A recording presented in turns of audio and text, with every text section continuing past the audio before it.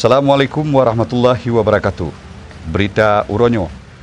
Suaka Badiuk Sumatera akan gebangun di Simpang Jernih, Aceh Timur.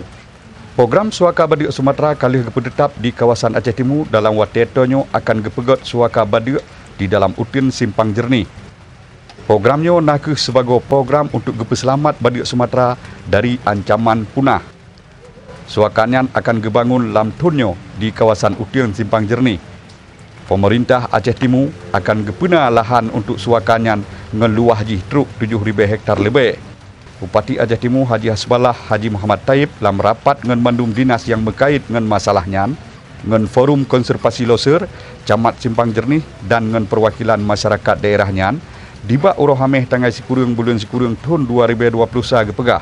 Pemerintah Aceh Timur gedukung penuh program pembangunan suaka Badiuknya. Narid Bupati Roki menyesuaikannya kali gebangun insya-Allah Kecamatan Simpang Jernih uku akan lebih maju.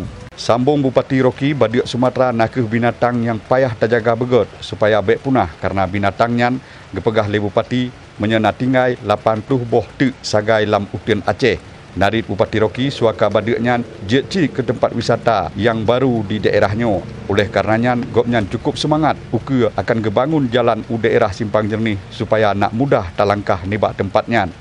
Bupati Aceh Timur gepaban mandum rakyat lam nanggro metuahnya ngan rakyat Simpang Jernih bergetim dukung program suaka Badiuknya berbagah selesa gebangun lagi yang kali direncanakan. Ilyas Ismail, Freelance News Aceh Timur.